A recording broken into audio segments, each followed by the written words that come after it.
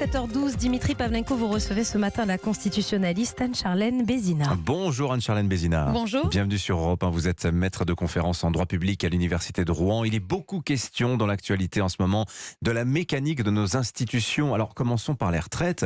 Le Sénat a voté le texte samedi soir. Il est allé au bout des 20 articles du projet de loi. La prochaine étape, dit-on, c'est une commission mixte paritaire mercredi. Mais alors qu'est-ce que c'est qu'une CMP, Anne-Charlène Bézina? Alors c'est un organe un peu méconnu mais pourtant très courant sous notre 5e République.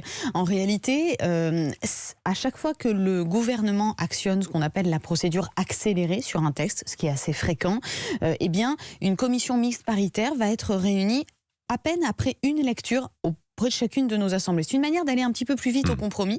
Et la commission mixte paritaire, en fait, elle s'appelle mixte et paritaire parce qu'elle représente à la fois un peu le Sénat et à la fois un petit peu l'Assemblée nationale, 7 députés, 7 sénateurs, qui vont se réunir dans un huis clos pour trouver un texte de compromis. Pour harmoniser les deux versions. Exactement. C'est pas si difficile pour elle d'habitude. Elle arrive un peu quand les choses sont dévenimées, puisqu'elle peut arriver en temps normal après 2 lectures, en temps accéléré après une lecture après chaque assemblée. Mais là, cette commission mixte paritaire, elle aura tout d'inédit puisqu'il y a une seule de nos 2 assemblées qui s'est prononcée. Donc le texte de compromis, en réalité, elle va devoir le trouver sur les 20 articles du projet de loi, ce qui est relativement inédit. Alors on le sait maintenant parce qu'on l'a beaucoup entendu, il y a 7 députés, 7 sénateurs. Mais alors, qui désigne d'abord les 14 élus ? Quel est leur pouvoir exactement? Est-ce qu'ils peuvent réécrire des passages du texte qui n'ont pas forcément été votés par l'Assemblée? Et est-ce que le gouvernement peut lui aussi intervenir dans cette commission mixte paritaire?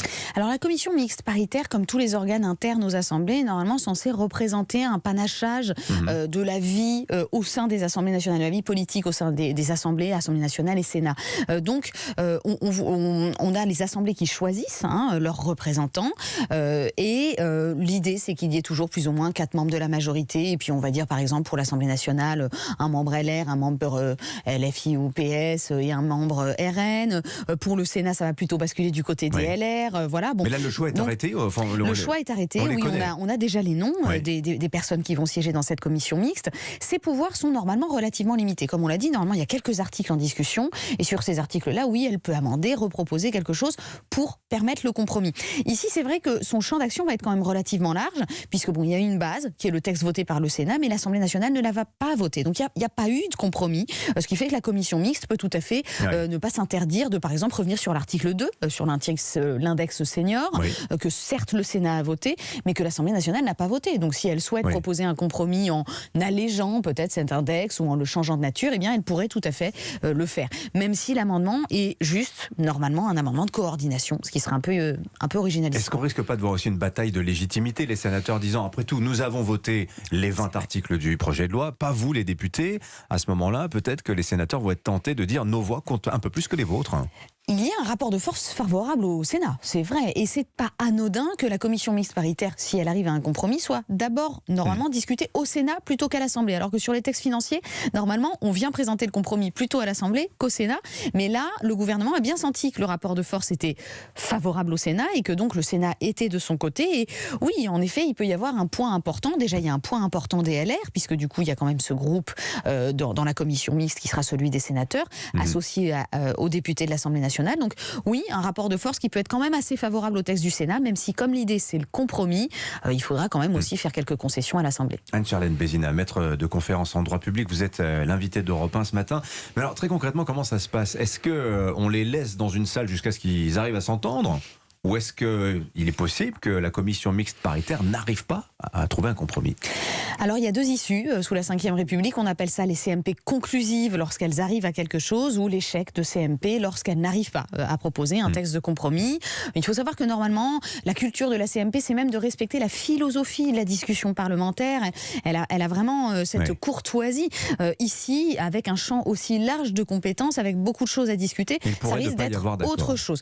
Je pense que l'accord pourra quand même être trouvé étant donné que bon il y a quand même cette forte représentation LR, cette forte représentation du Sénat comme on l'a dit.